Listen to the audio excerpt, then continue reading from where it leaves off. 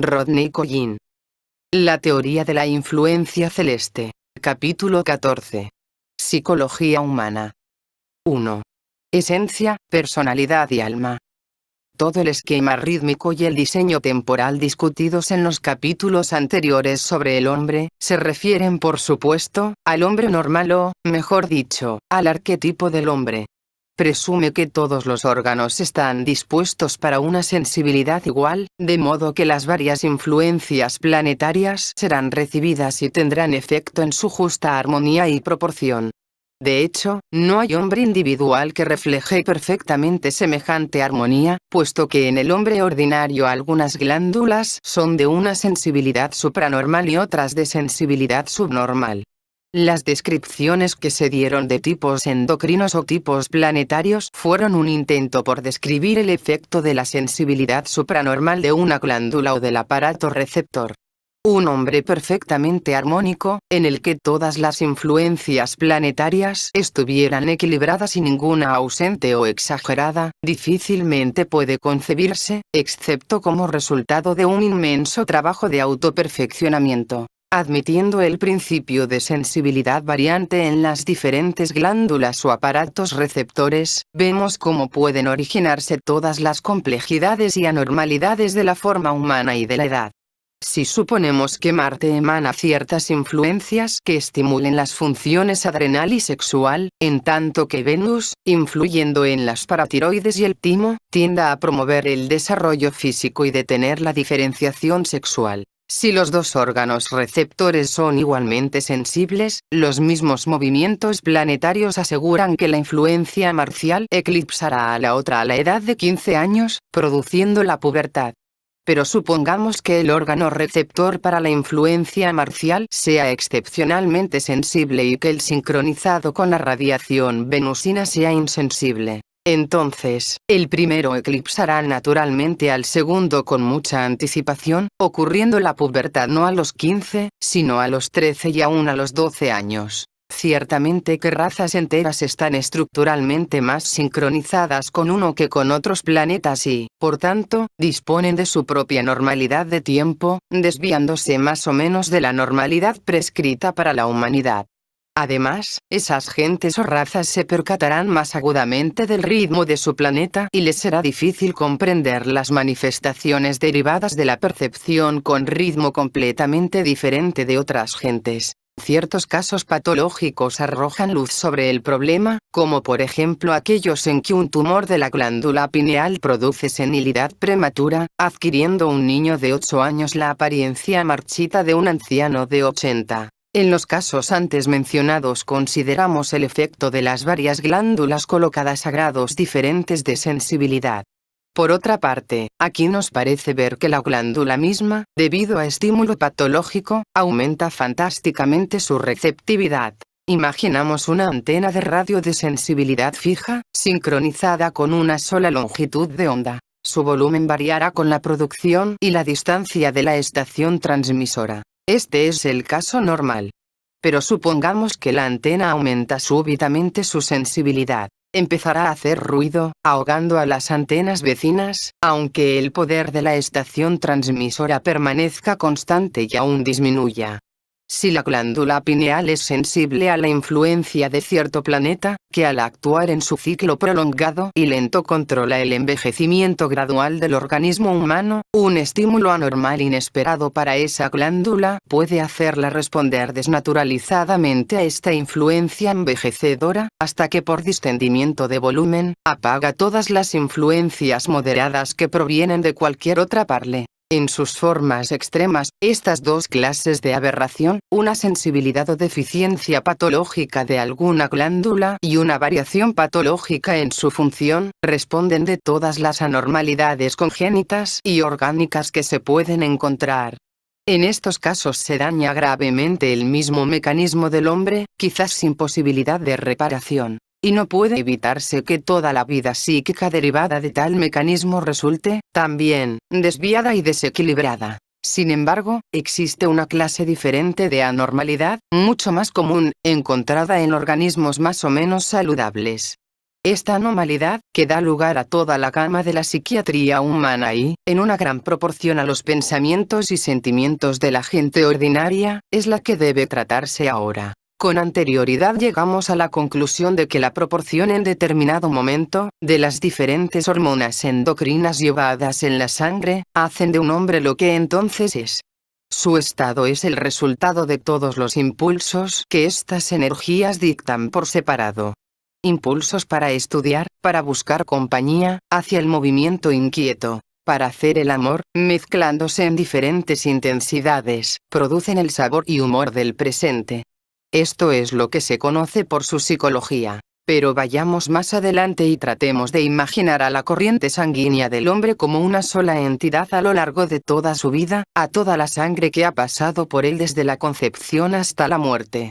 La sangre empieza a fluir en el preciso momento en que el huevo impregnado se adhiere al útero materno, y no cesa de hacerlo hasta que su corazón cesa de latir. Esta larga corriente sanguínea es una tela de araña que une cada parte del círculo de su vida, que bosquejamos en el capítulo 11.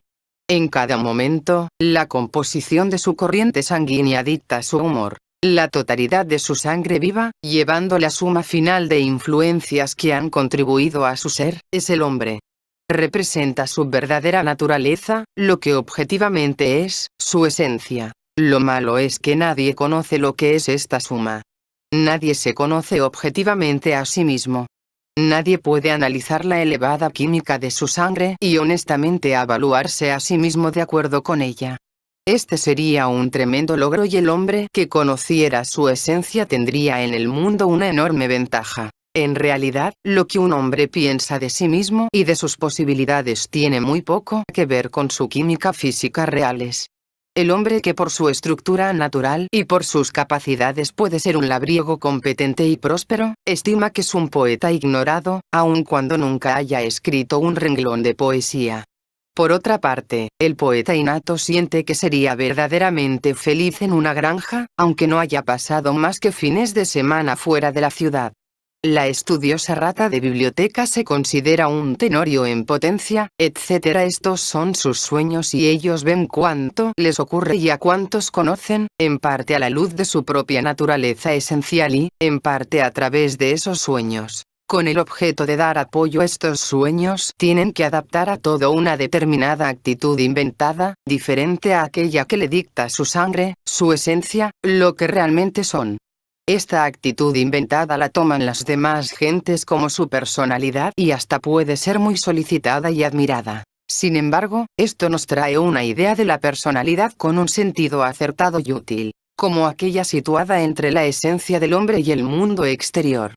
La personalidad legítima es la piel psicológica del hombre, su protección contra la vida y su recurso para adaptarse a ella. Incluye todo lo que ha aprendido sobre cómo orientar a su organismo en su ambiente, el modo que ha aprendido para hablar, pensar, caminar, actuar, etc., todos sus hábitos adquiridos y su idiosincrasia. Solo en el hombre ordinario esta adaptación a la vida, este savoir-faire que le capacita para proteger su vida interna de las distracciones y de los choques innecesarios, está tan entrañablemente mezclada con las actitudes pretendidas e inventadas, que las dos son completamente inseparables. Tenemos que tomarlas como un fenómeno, como personalidad que, aun a su óptimo, es algo irreal, sin sustancia material. Si pensamos que el círculo de la vida del hombre es algo como una esfera, su esencia vendría a ser la naturaleza física del interior de la esfera, su consistencia, densidad, composición química, etc. Luego, su personalidad es algo imaginario, que no existe para nada en la esfera. No tiene grosor ni dimensión. Proviene únicamente del exterior. Es como la luz del mundo que le envuelve, reflejada en la superficie de la esfera. Podemos aún decir que solo se refleja desde una mitad de su vida, desde un hemisferio, puesto que antes de la edad de 2 o 3 años un hombre carece de imaginación sobre sí mismo, no pretende y, de hecho, no es sino esencia. Podemos lograr una mayor comprensión de la naturaleza de la personalidad cuando nos damos cuenta que esta luz que refleja es exactamente la que no absorbe. Se la reconoce por lo que no recibe, por lo que no comprende. Esta es su personalidad. Cuando realmente comprende y absorbe algo, penetra dentro de él y se convierte en parte de su esencia. Entonces, ya no es visible para los demás como su personalidad, ya es él. Ahora bien, la normalidad o locura fundamental del hombre reside en la divergencia entre la esencia y la personalidad. Mientras más de cerca se conozca a un hombre en cuanto a lo que es, más próximo se encuentra de la sabiduría. Mientras más diverja su imaginación acerca de sí mismo en relación con lo que es en realidad, estará más perturbado. En la primera parte de este capítulo estudiamos anormalidades orgánicas. Entonces hablábamos como si se tratara de asnos o caballos enfermos. Ahora estamos considerando el problema de asnos perfectamente sanos que se consideran caballos y de caballos perfectamente sanos que se consideran asnos. Este es el contenido de la psicología ordinaria. Sin embargo, existe una posibilidad de curar esta ilusión psicológica. Esta es la potencialidad que existe en el hombre de llegar a ser consciente de su propia existencia y de su relación con el universo que le rodea. Porque en el momento que es consciente de su existencia, conoce lo que es y lo que no es él. Es decir, conoce la diferencia que hay entre su esencia y su personalidad. También en el mismo momento conoce qué es lo que está en él y qué lo que está fuera de él, esto es, se conoce a sí mismo y su relación con el mundo. Recordarse a sí mismo y solo recordarse a sí mismo capacita al hombre de este modo para mudar la piel exterior de la personalidad y para sentir y actuar libremente con su esencia, esto es, le permite ser él mismo. En esta forma puede separarse por sí mismo de las pretensiones e imitaciones que lo han esclavizado desde su infancia y retornar a lo que realmente es, retornar a su esencial naturaleza propia. Este retorno a la esencia está ligado con un sentido de libertad y de liberación, distinto de otro cualquiera, y que puede suministrar exactamente la fuerza de motivación requerida para intentar las tareas enteramente nuevas que el hombre libertado ve ahora que son necesarias. Este famoso tema del Peer Gynt de Ibsen, hombre, a ti mismo sé fiel, es ciertamente el primer y obligatorio mandamiento en el camino de la conciencia y del autodesarrollo. Porque a menos que el hombre se halle a sí mismo, encuentre su propia naturaleza y destino esenciales y desde aquellos parte, todos sus esfuerzos y logros se construirán sobre la arena deleznable de la personalidad y en los primeros choques graves se hundirá toda la estructura, destruyéndolo quizás en la caída. En un hombre que todavía está desarrollándose, la personalidad es el servidor de la esencia. Tan pronto como la esencia se convierte en sirviente de la personalidad, esto es, tan pronto como la fuerza natural y capacidad de un hombre se hace que sirvan al falso retrato de sí mismo, cesa el crecimiento interior y en el curso debido declina la esencia, haciéndose incapaz de nuevo crecimiento. El camino único en el cual esta declinación puede ser contrarrestada y restaurarse la vida a la esencia es por el recordarse a sí mismo. Es decir, por el cultivo deliberado del autoconocimiento y de la autoconciencia. ¿Qué es lo que implica esto? En el capítulo de las funciones de las distintas glándulas, vimos que no solo estaban conectadas y unificadas por la corriente sanguínea, sino potencialmente, también, de un modo diferente. Estaban conectadas en un orden diferente por un sistema nervioso sin uso.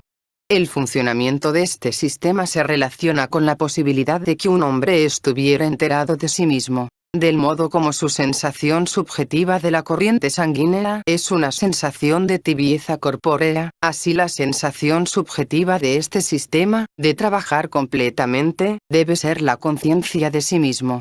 Esta es la nueva función que, aventuramos, deberá entrar en actividad en la plenitud de la vida. Dijimos que la esencia del hombre es la totalidad de su corriente sanguínea, toda la sangre que fluye a través de él desde la concepción a la muerte.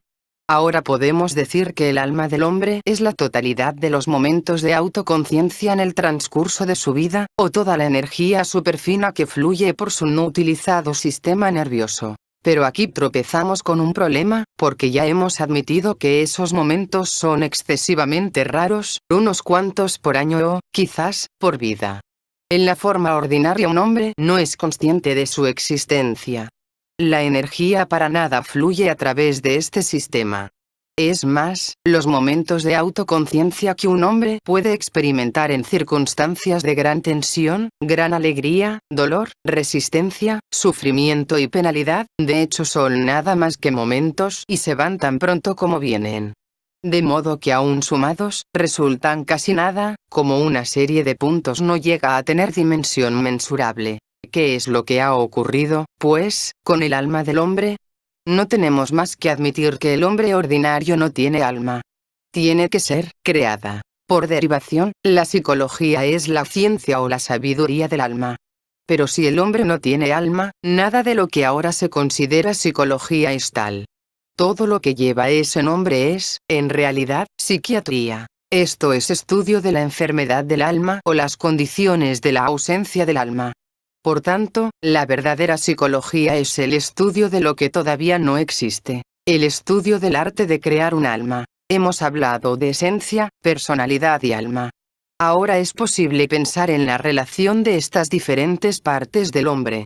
El mundo de un hombre individual se encuentra rodeado de otros mundos de escala similar, calado por los mundos más pequeños de células y moléculas e incluidos dentro de los grandes mundos de la naturaleza, la Tierra, el sistema solar, etc. De estos otros mundos se nutre bajo la forma de alimentos, aire y percepciones de todas clases. Ya hemos visto cómo los diferentes periodos de vida con su diferente medio y sus diferentes funciones dominantes, utilizan alimentos que proveen especialmente a uno u otro aspecto del hombre. Esto con referencia especial a los diferentes aspectos de su organismo físico. Ahora se trata del desarrollo de otras partes del hombre que no sean su cuerpo, es decir, de su esencia y de su alma. Acabamos de decir que cuando un hombre absorbe realmente algo y lo comprende, ese algo penetra en él y se vuelve parte de él. Así que, de un modo más general, podemos decir que ciertas percepciones del mundo exterior llevan la posibilidad de penetrar en la esencia, que puede ser modificada por aquellas en su debido curso.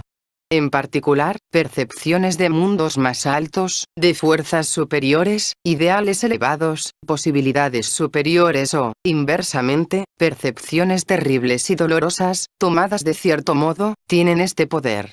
Si tales percepciones penetran realmente dentro de un hombre y éste las digiere, puede ser nutrida y empezar a desarrollarse la esencia. Y, a la inversa, es una cierta categoría de percepciones no absorbidas, la que se refleja desde la superficie en forma de personalidad, así como los rayos solares que no son absorbidos por la luna, se nos reflejan de vuelta en su llamada luz. Además, así como las percepciones propiamente recibidas a través de sentidos corpóreos pueden alimentar la esencia y alterar su naturaleza. Así estas finísimas materias que se acumulan en la esencia pueden alimentar el alma embrionaria. Estas mismas percepciones de mundos y posibilidades superiores, o estas percepciones de dolor, sufrimiento y gran peligro, profundamente absorbidas dentro de su esencia, pueden despertar en el hombre un deseo de llegar a ser consciente de su existencia y de su relación con el universo. Si esta clase de nutrición se recibe durante suficiente tiempo y con la debida consistencia, lo pueden conducir a la realización de esfuerzos directos por ser consciente. Y estos, a su vez, con suerte y condiciones apropiadas, pueden lograr con el tiempo una creciente recurrencia de momentos de autoconciencia y su mayor duración. De este modo nace un alma. Tal desarrollo en la esencia y el nacimiento del alma implicarán un cambio de todo el ser del hombre, una acumulación interna de fuerza y energía.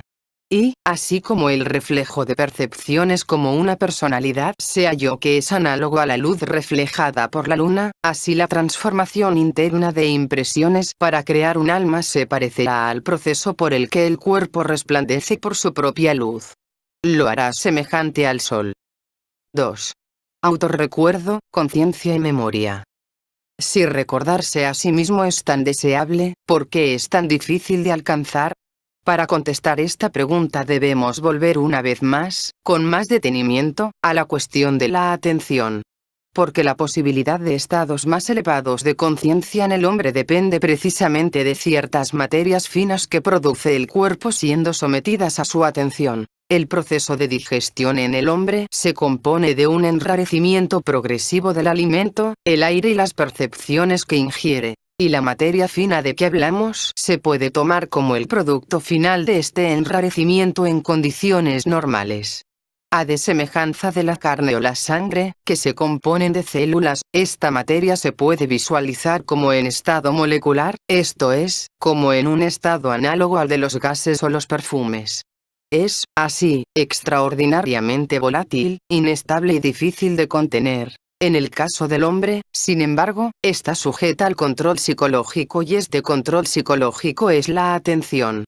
Combinada con la atención, esta materia deviene el vehículo potencial de la autoconciencia. En el estado ordinario del hombre, esto es, al actuar como máquina cuando su proceso interno opera muy independientemente de su voluntad o de su deseo, esta materia fina sigue las leyes que gobiernan a toda materia libre en estado molecular. Se difunde desde aquel en todas direcciones o en las direcciones que le cogen la atención. Tan pronto como fabricada, o con muy breve retardo, esta materia fina sale a través de él en una u otra forma. Pues para contenerla o para acumularla requiere voluntad que normalmente no posee, y produce una tensión interior que solo puede mantenerse con autoconocimiento y autocontrol grandes. Esta difusión de la energía fina del hombre desde él mismo, toma muchas formas. Puede salir de él normalmente como energía sexual, explotar desde él anormalmente como ansiedad o irritación, filtrarse desde él como envidia o autocompasión. Más comúnmente que esto, sencillamente se difunde desde él para crear el curioso estado psicológico de fascinación, en el cual un hombre pierde por completo su identidad en una conversación, una tarea, un amigo, un enemigo, un libro, un objeto, un pensamiento o en una sensación. Esta fascinación es sencillamente, efecto del discurrir hacia fuera de la materia fina desde un hombre, en una dirección determinada por su tipo y personalidad, y que arrastra su atención con ella. En casos extremos esta succión hacia fuera de la atención puede ser tan completa que el cuerpo del hombre queda por entonces como un ser vacío aún de los rudimentos de la individualidad psíquica. Esta fascinación es el más usual de los modos de gastar la materia fina de la energía creadora del hombre.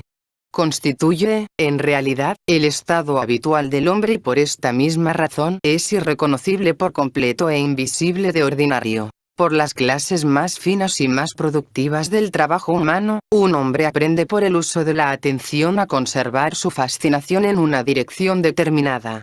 Por ejemplo, un buen zapatero permanece durante una hora fascinado por la confección de un par de zapatos, un político queda fascinado por el discurso que pronuncia, una mujer queda fascinada por la carta que está escribiendo a un amigo.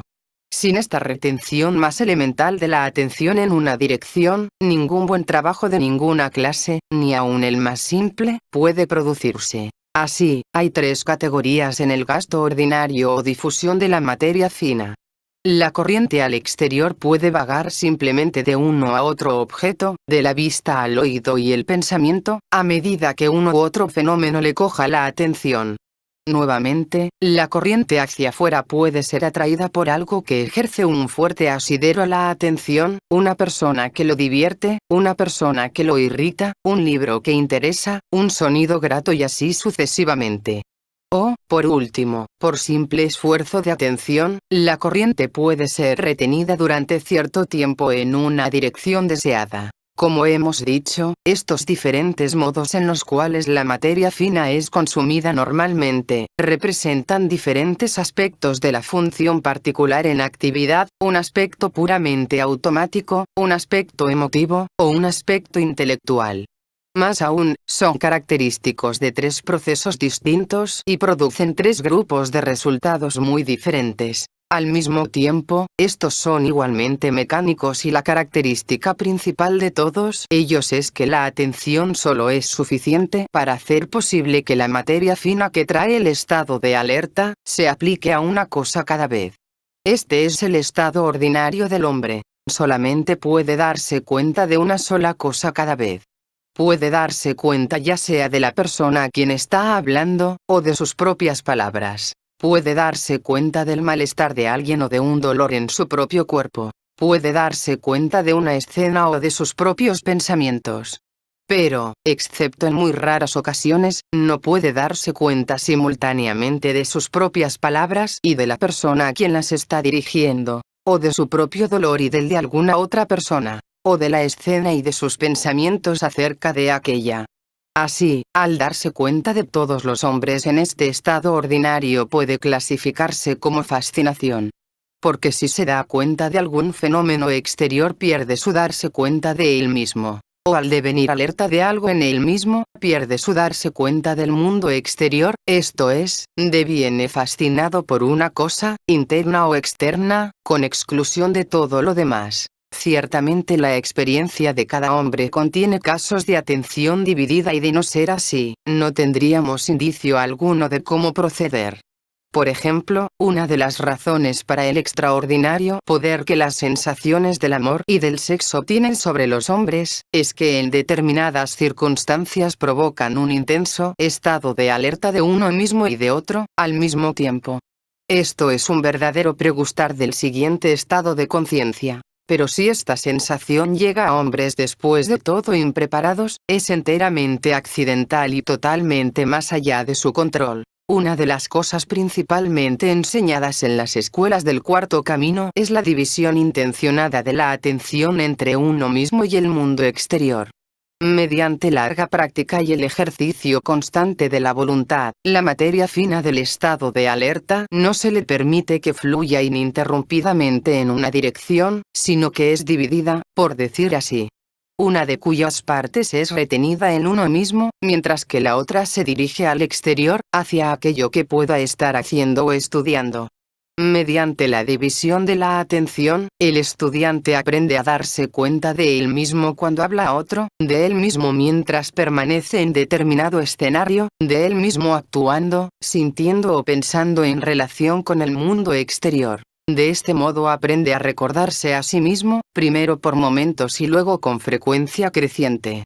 Y en proporción a su aprendizaje de recordarse a sí mismo, sus acciones adquieren consistencia y significación en la misma proporción, las que le habrían sido imposibles mientras su darse cuenta se movía únicamente de una a otra fascinación. La característica de este segundo estado, recordarse a sí mismo, es la atención dividida.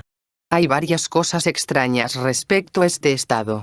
Primero, por ciertas razones cósmicas, nadie puede intentarla o practicarla hasta que se le haya hablado de aquella y se le haya explicado. Segundo, cuando se le ha explicado, toda persona normal tiene suficiente voluntad y energía para recoger un vistazo momentáneo de lo que ello significa. Si lo desea, puede en el momento que acaba de enterarse, devenir alerta de él mismo en su medio ambiente, de él mismo, sentado en una silla, atento a una nueva idea. Pero este recordarse a sí mismo no puede repetirse o mantenerse excepto por su esfuerzo consciente. No ocurre por sí mismo. Nunca se convierte en un hábito.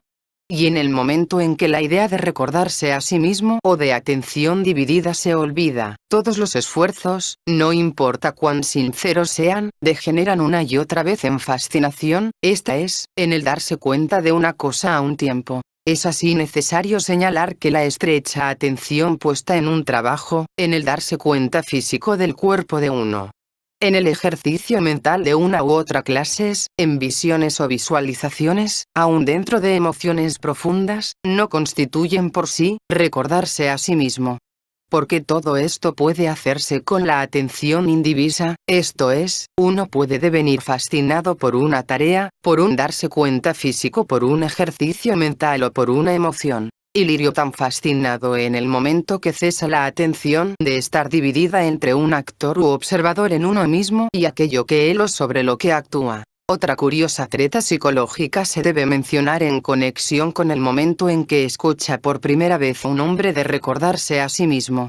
Si él lo relaciona con algo que ha escuchado o leído antes, con algún término filosófico, religioso o orientalista que les va familiar, inmediatamente la idea se le hace invisible, pierde su poder. Porque ésta solo puede abrir nuevas posibilidades para él como idea completamente nueva. Si se conecta con alguna asociación familiar, significa que ha ingresado a la parte equívoca de su mente, donde podrá quedar alojada como cualquier otro fragmento de conocimiento. se ha desarrollado un impacto y solo con gran dificultad puede volver el hombre a la misma oportunidad. Cuando por primera vez un hombre escucha algo sobre recordarse a sí mismo, si lo toma en serio, toda clase de nuevas posibilidades parecen abrirse inmediatamente para él. No puede comprender cómo es que jamás había pensado en ello. Siente que únicamente tiene que hacer esto y todas sus dudas, artificialidades y dificultades desaparecerán y toda clase de cosas podrán convertirse en posibles y fáciles para él, las mismas que antes consideraba completamente más allá de su alcance. Su vida toda podrá ser transformada. Y esta sensación está tan en lo cierto como en el error. Está en lo cierto en su creencia que si pudiera recordar todo por sí mismo sería tan diferente como se lo imagine. Solo que en un principio no ve la enorme resistencia que hay en él mismo para dominar este nuevo estado.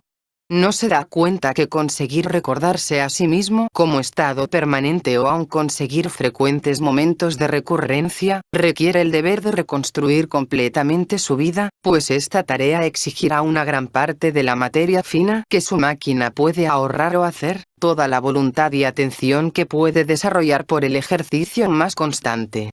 Tendrá que luchar contra ella y eventualmente abandonar todas las formas psicopáticas de quemar su materia fina, la cual forma ahora parte tan familiar y aparentemente necesaria de su vida, ansiedad, irritación, indignación, autocompasión y toda clase de temores, toda clase de sueños, todas las formas en las cuales se hipnotiza a sí mismo en la satisfacción con las cosas como son. Sobre todo, debe necesitar recordarse a él mismo, constante y permanentemente, no importa cuán doloroso e incómodo pueda ser hacer esto, ni cuán desagradables las cosas que ve así en sí mismo y en otras gentes. Porque en el momento que cese de necesitar recordarse a sí mismo, pierde, en todo grado por algún tiempo, la posibilidad de hacerlo. De este modo recordarse a sí mismo o la práctica de la atención dividida, aunque a la primera mirada pueda parecer extraordinariamente sencilla, fácil y obvia, requiere en realidad una reconstrucción completa de toda la vida de uno y de puntos de vista tanto hacia uno mismo como hacia otras personas. Mientras uno cree que se puede alterar a uno mismo o alterar a otra gente, mientras uno cree que tiene el poder de hacer, esto es, de hacer cosas distintas a como son, sea interna o externamente, el estado de recordarse a sí mismo parece retirarse de uno cuanto más esfuerzos se hacen para alcanzarlo. Lo que en un principio pareciera estar al alcance de la mano comienza a parecer infinitamente lejano, imposible de lograr. Y, sin embargo, muchos años de lucha y de fracasos pueden ser necesarios antes de arribar a un curioso hecho psicológico, que en realidad se conecta con ley en verdad muy importante. Este hecho es que, aunque es extraordinariamente difícil dividir la atención de uno en dos, es mucho más posible dividirla en tres. Aunque es extraordinariamente difícil recordarse uno mismo y el medio ambiente de uno simultáneamente, es mucho más posible recordarse uno mismo, el medio ambiente L1 y alguna cosa más. Como hemos visto, ningún fenómeno es producido por dos fuerzas. Cada fenómeno y cada resultado real requiere de tres fuerzas. La práctica de recordarse a sí mismo o la división de la atención se conecta con el intento de producir un determinado fenómeno, el nacimiento de una nueva conciencia en uno mismo. Y para hacer esto con éxito, la atención debe ser dividida no en dos sino en tres, debe dedicársela simultáneamente al propio organismo de uno, al sujeto del experimento, la situación a la cual este organismo está expuesto en el momento y, finalmente, a algo permanente que se mantiene en un nivel más alto que ambos y el cual solo puede resolver la relación entre los dos. ¿Qué es este tercer factor que debe ser recordado? Toda persona debe encontrarlo por sí misma y su propia forma de aquel, su escuela, su maestro, los principios que ha aprendido, el sol, algún poder superior en el universo, Dios. Debe recordar que un mismo y su situación permanecen ambos en presencia de poderes superiores, ambos están bañados por la influencia celestial. Fascinado, es absorbido totalmente por el árbol de que se da cuenta con la atención dividida, ve tanto al árbol como a sí mismo que lo mira. Recordando, se da cuenta del árbol, de él mismo y del sol que imparcialmente brilla sobre ambos. Hemos hablado del mundo mineral, del mundo celular, del mundo molecular y del mundo electrónico.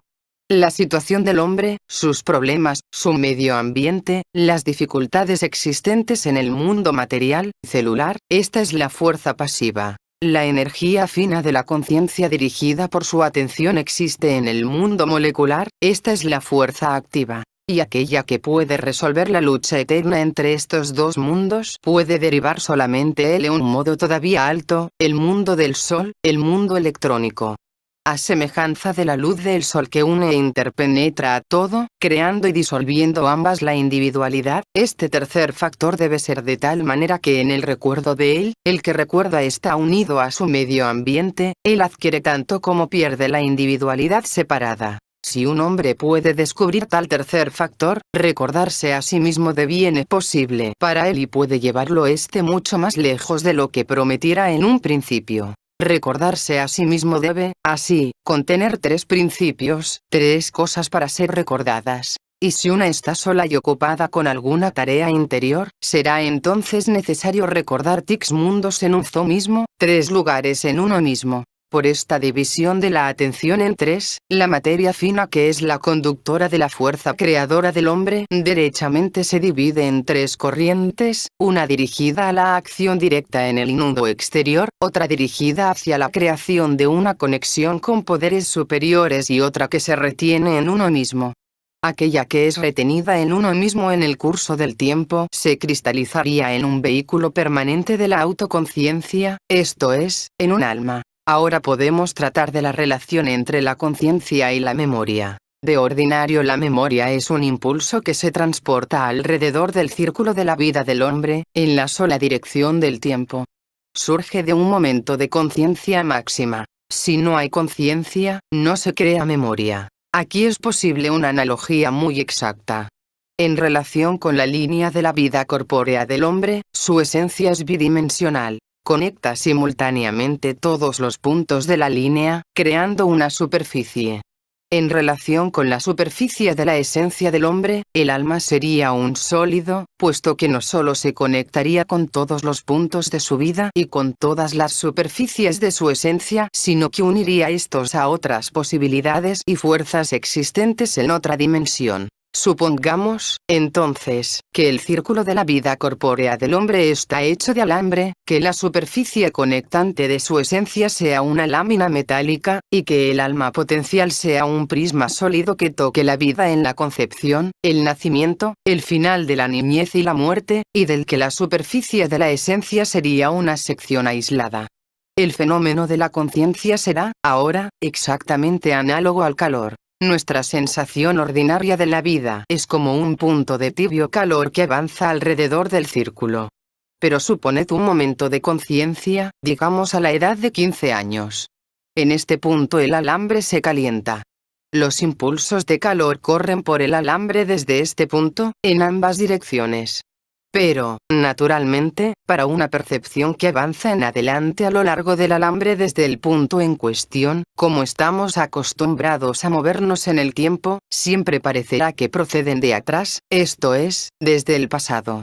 La conducción de calor o memoria hacia atrás, esto es, hacia una edad más temprana, no será desconocida debido a nuestro método de percepción. Y nuevamente, mientras más nos alejemos del momento de conciencia, del punto calentado, más débiles parecerán gradualmente. Al mismo tiempo, aunque la memoria de los momentos de conciencia presenta una tendencia a decaer, es importante comprender que este decaimiento no es consecuencia del paso del tiempo. Nuestra principal ilusión acerca de la memoria es que ella decae con el tiempo, como las ropas o los edificios. No es así. Decae por falta de alimento. La memoria se genera por la conciencia y debe nutrírsela por la conciencia, esto es, debe ser nutrida conscientemente. De hecho, la memoria es un fenómeno no sujeto a las leyes del tiempo. El hombre que realmente comienza a comprender esto encontrará mundos nuevos que se abren ante él. Y prácticamente podrá ver el modo de entrar y poseer estos mundos. Permítasenos examinar primero cómo se pierde la memoria y, luego, cómo se la puede cultivar y darle vida. Como hemos dicho, la razón más frecuente para la pérdida de memoria es sencillamente la negligencia y la muerte por hambre. El hombre ordinario en circunstancias ordinarias no hace esfuerzo de alguna clase para mantener vivos sus recuerdos, para alimentarlos, recordarlos y prestarles atención. A menos que sean tan gratos o tan dolorosos que la emoción misma la aten a su conciencia, desaparecen naturalmente. Esta es la pérdida pasiva de memoria. Pero hay, también, una destrucción activa de la memoria. Se halla en la sustitución de la memoria por la imaginación o, más sencillamente, por la mentira. Por ejemplo, doy un paseo por la calle, donde encuentro a un conocido. Al principio el encuentro puede ser muy claro en mi mente, lo que dije, lo que dijo él, cómo aparecía y otras cosas más. Pero cuando vuelvo a casa recapitulo el incidente a mi familia. Al hacerlo, hago todo el incidente más divertido y dramático que lo que era en realidad, hago mis propias observaciones más graciosas, las sirvas más torpes, sugiero algo acerca de sus hábitos, quizás introduzco algún otro carácter o adapto la conversación para incluir un chiste que escuché ayer. Después no recordaré más la escena como fue, sino solamente como la he recapitulado. Imaginación y mentira destruyeron la memoria. Y si empleo toda mi vida en esta forma, entonces con certeza, después de algunos años será totalmente imposible para mí distinguir lo que realmente me ocurrió de lo que deseaba que me ocurriera o que temía podría ocurrir, o de lo que ocurrió a otros o de lo que sencillamente leí acerca de eso. En esta forma la memoria es destruida activamente. La diferencia radica en el hecho de que cuando se pierde la memoria por negligencia, esta queda todavía entera aunque sepulta y con tesonero esfuerzo se la puede recobrar, mientras que la memoria destruida por la mentira se la perjudica de modo permanente si es que no ha sido totalmente aniquilada. ¿Cómo es que se puede reanimar y utilizar la memoria? Únicamente devolviéndole la vida intencionalmente y conscientemente. Supóngase que tengo una razón particular para desear recordar un encuentro con alguien, me parece que cometí un error con aquel o que dejé de aprovechar una oportunidad que me ofrecían y es muy importante para mí corregir esto. Cuidadosamente, con atención, comienzo a desenrollar mi memoria. Me acuerdo de haber llamado a la puerta de la habitación en la que estaban, sentir que me abrían, que entraba, me sentaba.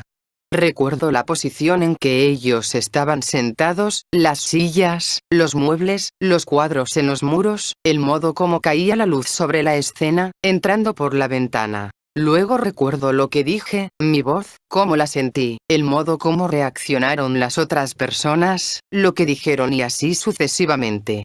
En forma gradual, si puedo sostener la atención, todos mis varios sentidos, vista, oído, tacto, modales, comenzarán a contribuir con sus distintas memorias y poco a poco la escena recuperará su vigor en mi interior exactamente como fue. De una vez, también, mis errores se reactualizan. Los veo con toda claridad. Se han hecho conscientes. Sea que pueda o no enderezar las cosas en el presente o aprovechar la oportunidad que perdí, son cuestiones diferentes. Esta corrección puede necesitar de mucho tiempo y aún puede no ser posible en esta vida. Pero lo principal es que la conciencia ha sido retrotraída al pasado. Ahora soy más consciente en relación a este incidente que lo que era cuando realmente ocurrió. De este modo, por la memoria intencional. Nuevos momentos de conciencia se pueden agregar siempre, aquellos que ocurren naturalmente en la secuencia del tiempo. Y no hay límite a este proceso de hacer más consciente el pasado. Ahora bien, si estos puntos de conciencia en el círculo de la vida son multiplicados suficientemente, podemos imaginar que se genere bastante calor para calentar la figura bidimensional de la esencia del hombre y, con el tiempo, hasta el sólido del alma. Por supuesto, la tarea de calentar una superficie desde una línea sería una labor inmensa y probablemente la mayor parte del alambre tendría que ponerse al rojo vivo para poder lograr que la esencia se calentara apreciablemente. Si, además, se transfiera el calor de la superficie de la esencia hasta el sólido del alma, será evidente la misma desproporción y sin duda la figura bidimensional tendría que estar, a su vez, al rojo vivo para lograr calentar al sólido. En realidad, semejante método de calentamiento manifiestamente no es práctico. Y, en la misma forma, la idea de crear conciencia en el alma exclusivamente desde abajo, por así decirlo, se opone a todas las creencias y experiencias humanas. Tenemos que suponer que sus esfuerzos para ser consciente pondrán en contacto al hombre, tarde o temprano, con una fuente de calor o conciencia situada por encima. En una forma práctica, está bien claro que la sola idea de conciencia, que penetra profundamente en la esencia del hombre, le hará buscar a hombres más conscientes que él y a las escuelas conducidas por tales hombres. Por tanto, su interés especial actuará como por magnetismo, atrayéndolo a aquellos en cuya presencia puede adquirir mayor conciencia. Y si verdaderamente se trata de un interés esencial, este no le dará descanso hasta que los encuentre. Además, si un hombre empieza a adquirir un principio de conciencia permanente o alma, aunque solo sean los rudimentos, es seguro que esta alma, en virtud de su capacidad de penetración dentro de otra dimensión, puede relacionarlo con algún nivel del universo donde la energía cósmica creadora es ilimitada y puede emplearse para intensificar la conciencia hasta el límite de la resistencia. Volviendo a nuestra explicación anterior, podemos suponer que el alma puede relacionar directamente a un hombre con la materia en estado molecular, con el infinito mundo de energía molecular. Por tanto, en la búsqueda de la conciencia debe comprenderse, primero, que el hombre debe hacer todo por sí mismo, es decir, debe penetrar en otro nivel solo por sus propios esfuerzos. Y, segundo, que él no puede hacer nada por sí mismo, es decir, que toda su tarea sea de ponerse en contacto con fuentes y niveles superiores de energía. Porque, a menos que tenga éxito al intentar esto, no podría ni puede conseguir nada. En todo caso, ahora es posible empezar a apreciar el efecto de diferentes niveles o grados de conciencia. Los momentos de conciencia en el círculo de la vida corpórea, como hemos visto, producirán recuerdos intensos para los demás de la vida. Teóricamente, también, debería producir impulsos que pasen hacia atrás, hacia el nacimiento. Sin embargo, de empezar a penetrar la esencia, los efectos de la conciencia acarrearán cambios mucho más grandes. De modo que si el alambre se enfría casi instantáneamente, una lámina puede retener calor durante un tiempo mucho más largo. En lugar de ser momentánea, como debe ser en el círculo de la existencia corpórea, la conciencia que ha penetrado a la esencia tiene ya cierta duración, cierta garantía. No puede perderse súbitamente. Más aún, irradiará calor en todas direcciones, calentando el entrelazamiento de círculos paralelos y cruzados de la interrelación de vidas humanas que, sabemos, están tejidas en una masa sólida e intrincada. Por tanto, el contacto o presencia de un hombre con tal esencia puede aumentar realmente la perspicacia de aquellos que llegan a su esfera de radiación o de influencia. Y, sin embargo, de calentarse el sólido interior, es decir, de crear un hombre un alma dentro de sí mismo con el material de conciencia acumulado, resultará un cambio enorme. En primer lugar, un sólido caliente puede retener calor casi indefinidamente.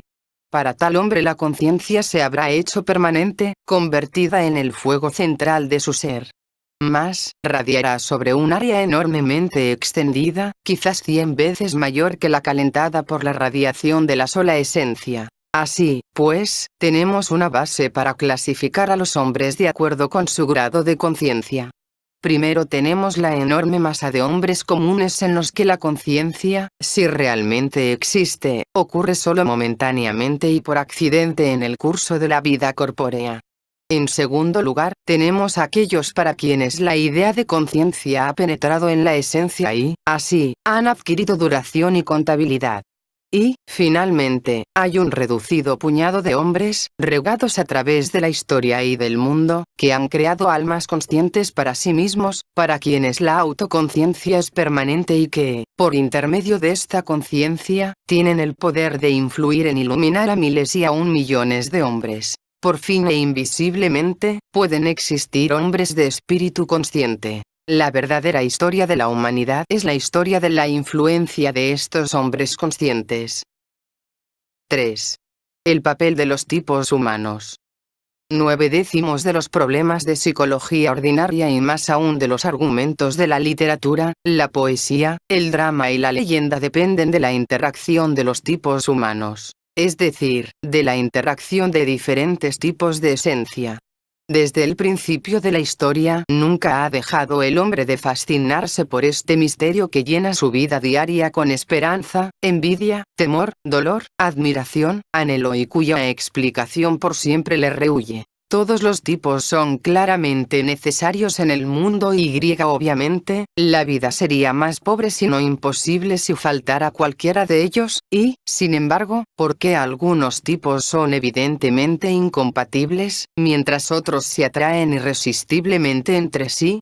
¿Por qué algunos solo desean ser lo que son más intensamente, en tanto que otros se esfuerzan incesantemente por convertirse en sus tipos opuestos? ¿Por qué ciertos tipos solo pueden entenderse entre sí en presencia de un tercero? Y, así, sucesivamente hasta el cansancio. Todo esto carecería de respuesta a menos que empecemos a estudiar la humanidad como un cosmos y consideremos los diferentes tipos de hombres como funciones igualmente esenciales, pero completamente diferentes, teniendo cada función sus capacidades propias e innatas, sus potencialidades, debilidades y afinidades por una parte diferente y distinta del universo. Sin embargo, antes de que prosigamos, recapitulemos lo que hasta ahora hemos establecido acerca de la naturaleza general de un cosmos. El cosmos es una criatura cósmica completa, que contiene dentro de sí todas las posibilidades, incluyendo las de conciencia propia y autotransformación. Consiste de 3 partes, cada una de las cuales recibe una diferente clase de alimento o sustento desde fuera, y 6 funciones principales que digieren, transforman, utilizan y combinan estos 3 alimentos, creando de ellos toda la energía, materia y comprensión de que es capaz el cosmos. Las 6 funciones y los 3 alimentos se combinan para formar muchos procesos internos diferentes que se desarrollan de acuerdo a la ley de octavas musicales, donde las funciones ocupan lugar de notas completas y los alimentos se presentan en los medios tonos conocidos. Cuando estudiamos el sistema solar bajo el aspecto de tal círculo de 9 puntos, capítulo 6, segunda parte, vimos que sus 6 funciones se manifestaban por intermedio de esferas visibles, en tanto que los medios tonos estaban ocupados por cierta clase de fuerza o influencia invisible.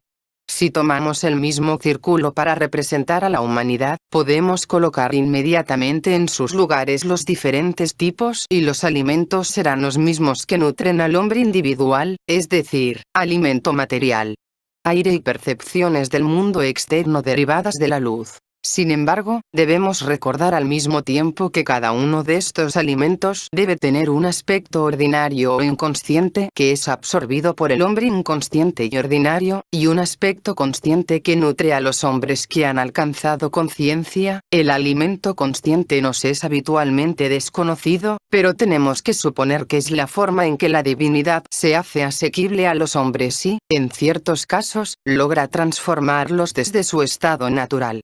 Se distinguen claramente en el Nuevo Testamento 3 categorías de alimento consciente bajo los nombres de pan de cada día, alimento de la vida y luz del mundo. Puede ser más correcto decir que las mismas 3 categorías de alimento al alcance de la humanidad en general aparecen inconscientes para los hombres inconscientes, pero que son vistas como conscientes por los hombres conscientes. Empero, lo que aquí nos concierne es la circulación interna que conecta las diferentes funciones y que establecimos en el sistema solar como una circulación de luz, o escala de brillantez. Alguna circulación conecta de este modo a toda la humanidad, fluye a través de todos los tipos de que está compuesta, pero en un orden definido. Esta circulación no es temporal. No se desarrolla merced al tiempo, sino que se entrecruza con el tiempo, une a todas las partes y edades de la humanidad y conduce en su corriente hombres individuales, del mismo modo que la corriente sanguínea conduce los glóbulos rojos de que está compuesta. Cuando estudiamos los tipos, los estudiamos como fijos, estáticos e inmodificables. Y estudiando las glándulas de las que derivan sus características, vimos que deben afectarse entre sí inevitablemente en su estado estático. Vimos que los tipos lunar y marcial, como el páncreas y las glándulas suprarrenales, son completamente natural y antítesis entre sí, y que el marcial y el mercurial, como las suprarrenales y la tiroides, son rivales por naturaleza. Siendo como son mecánicos los hombres, en todas estas reacciones se puede confiar perfectamente. Como antes hemos dicho, el primer mandamiento en el camino del desarrollo es que el hombre se libere por sí mismo de la pretensión y la imitación, que descubra cómo reacciona, que descubra la naturaleza de su tipo y que procure vivir de acuerdo con aquellos. Debe aprender a ser él mismo. Pero la circulación de que ahora hablamos se refiere a algo completamente diferente, se refiere a la posibilidad de movimiento para los hombres, la posibilidad de escaparse de sus tipos y realizar la transición hacia una función diferente de humanidad. Cuando en la práctica pensamos en esto nos damos cuenta de que no se refiere a algo que ocurre dentro de la vida de un hombre. Un muchacho saturnino, con su preocupación interior y sus huesos largiruchos, no se cambia en hombre marcial, bajo, fiero y extrovertido. El cuerpo en el que nace un hombre permanece más o menos lo que era y desenvuelve las mismas características de su principio. Luego, esta circulación debe referirse a algún movimiento cósmico en la escala de toda la humanidad y en un hombre individual aparecerá solo como una tendencia. Pero esta tendencia, plantada en él por la circulación cósmica de la humanidad, le representará personalmente mejoramiento, el sentido de desarrollo. El obstinado tipo lunar debe adquirir el calor y simpatía del venusino. El perezoso venusino debe cultivar la rapidez y agilidad del mercurial. El inquieto mercurial debe aprender la liberalidad y sabiduría del saturnino. El introspectivo saturnino debe lograr el valor y el vigor del marcial. El destructivo marcial debe adquirir la facilidad y atracción del jovial, y el intrigante jovial debe volver a aprender la fría certeza instintiva del lunar, en un nivel más alto. Si ahora recordamos que en la escala del sistema solar este movimiento representa un acrecentamiento y una disminución de brillantez, veremos que esto tiene, también, un paralelo psicológico que se conecta con el que ya se ha dicho. La gente, como los planetas, también se mueve o se está moviendo potencialmente, ya hacia la brillantez y hacia la invisibilidad.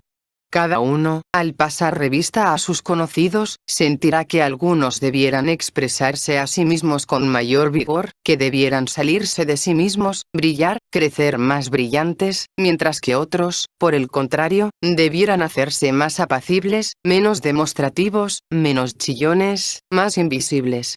En uno de los casos, el movimiento hacia la brillantez es progreso. En el otro es hacia la invisibilidad.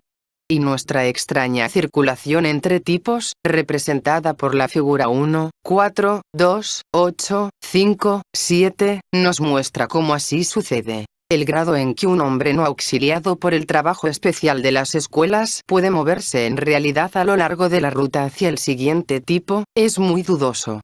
Pero su actitud hacia otros tipos, tanto aquellos que va dejando atrás como aquellos hacia los que se dirige, ciertamente puede variar mucho. Y esta actitud sirve de índice de su ser y de su grado de conciencia. El tipo más elemental y primitivo del hombre puede sentir que las reacciones de su tipo son las únicas normales y en este caso las acciones de todos los demás tipos le parecerán fundamentalmente equívocas y perversas. O, si es débil y fracasado como individuo puede, por el contrario, sentir que todas sus reacciones propias están equivocadas y que aquellas de todos los demás tipos son más deseables. Ambos casos representan al hombre completamente subjetivo, al hombre sin tendencia alguna al movimiento, que ocupa un punto fijo en la línea de circulación. Un hombre de mayor desarrollo notará que posos una simpatía natural y comprensión por ciertos tipos y una natural antipatía y falta de comprensión para otros. Y hasta puede llegar a sentir de un modo vago en sí mismo, reacciones completamente diferentes y contradictorias en distintas épocas. Sin saber por qué podrá llegar a cansarse ocasionalmente de las cualidades de su tipo y enfadarse con sus propias reacciones. Y encontrará que esporádicamente surgen en él las manifestaciones más mecánicas del tipo hacia el que se mueve. El venusino desarrollará un gusto por el movimiento sin rumbo, el mercurial caerá en vagas especulaciones, el saturnino dará salida a rabietas marciales, etc. Un hombre así, se ha vuelto menos subjetivo, menos fijo. Su ser ha empezado a extenderse a lo largo de la línea tanto hacia atrás como hacia adelante y disfruta de una vaga comprensión de que existe un esquema de tipos, aunque no pueda aprehenderlo del todo. Pero si algún movimiento tiene es todavía mecánico, es decir, se mueve solamente hacia manifestaciones débiles y fáciles del tipo siguiente y solo trata de escapar de los más penosos y aburridos aspectos de su mismo tipo. La siguiente etapa de desarrollo, que raramente se alcanza sin ayuda y preparación especiales, es la del hombre que ha comprendido completamente que existe un esquema de tipos, en el que todos son igualmente necesarios y valiosos, que ha descubierto su propio tipo y aquel hacia el que se mueve, y el que hace esfuerzos conscientes por abandonar uno y alcanzar el otro. En semejante hombre las reacciones mecánicas entre tipo y tipo ya estarán mucho más modificadas. Aceptará a los otros como son, porque empezará a comprender el verdadero papel de la gente que previamente le pareciera completamente inútil e irritante. La actitud para consigo mismo será, también, enteramente diferente, porque considerará ciertos rasgos mecánicos de su tipo como algo de lo que debe librarse, es decir, como algo que debe morir en él. Y verá todas las posibilidades y responsabilidades superiores del tipo que tiene delante, como algo que intencionalmente tiene que crear en él, como algo que tiene que nacer. Por tanto, cesará de aceptarse a sí mismo como es, porque habrá emprendido incesantemente una doble tarea de eliminar lo viejo y generar lo nuevo en sí mismo. Lo primero será extremadamente penoso, lo último inmensamente arduo. Pero comprenderá que este dolor y este esfuerzo son exactamente lo que puede generar la fuerza que lo haga moverse. Un hombre así, tiene ya cierta percepción de todas las partes de la línea, y empezarán a abrírsele posibilidades enteramente nuevas por el hecho de su movimiento consciente con la corriente cósmica. Más aún, haciéndose libre del lado débil de su tipo abandonado, encontrará, sin embargo, que se haya capacitado para llevar consigo en esencia toda la experiencia y comprensión que en esto ha ganado. Al moverse, solo pierde sus limitaciones. El progreso de tal hombre hacia la comprensión del todo ha resultado, por tanto, enormemente acelerado. Y podrá, con suerte y ayuda, aún dentro de una sola vida, pasar por las tareas y experiencias de varios tipos diferentes. En la etapa final de este movimiento, desde el jovial otra vez hacia el tipo lunar, pero ahora en nivel superior, surge una posibilidad especialmente interesante. Porque, como vimos en CL capítulo sobre la circulación de la luz en el sistema solar, el lugar de la luna o punto 1, está también ocupado en la siguiente octava u octava invisible, por el planeta Neptuno. De este modo tal vez podamos decir que el verdadero movimiento para el tipo jovial no es regresar al lunar, sino avanzar hasta un séptimo y todavía potencial tipo neptuniano. Si pensamos en la afinidad entre Neptuno y la glándula pineal y, a través de esta, en el proceso de regeneración en general, comprenderemos que el tipo neptuniano podría significar una clase de hombre completamente nueva, en quien el esfuerzo hacia la conciencia ha rendido frutos físicos y efectivamente ha remodelado su cuerpo de acuerdo con nuevos poderes. El movimiento 1, 2, 8, 7. 5 es de hecho la vía hacia la conciencia, hacia la creación de un alma, porque precisamente un alma es lo que une a todos los tipos, los reconcilia y da comprensión tanto de las partes como del todo. En el punto en que llega a ser consciente de sí mismo, un hombre empieza a absorber los tres alimentos en su aspecto consciente más que en el inconsciente. Y al hacerlo así, contempla el más alto plan tras su conciencia y comienza a participar en él. Hablamos del movimiento hacia la brillantez y del movimiento hacia la invisibilidad. Como vemos en la figura de circulación, un hombre que empieza a moverse conscientemente es conducido a un paso siempre acelerado hacia uno de estos dos extremos y hacia el punto donde ambos extremos se encuentran. El hombre que conscientemente se mueve hacia la invisibilidad es el que, habiendo abandonado su antiguo yo, se retira más y más del mundo, retrocede cada vez más profundamente en su comprensión interior, y, que aprende a lograr, actuar y cumplir invisiblemente, sin recursos externos. El hombre que conscientemente se mueve hacia la brillantez es el que, habiendo abandonado, también, su viejo yo, se involucra en un papel más y más proyectado al exterior, de influencia cada vez mayor sobre los hombres, de más y más valor, conducción y heroísmo visible, de acuerdo con algún alto plan. En cierto punto, como vimos en el sistema solar, se cruzan las dos líneas.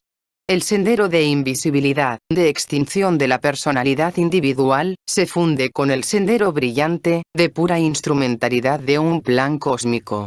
Y ambos hombres disfrutan de todo, comprenden todo y son todo.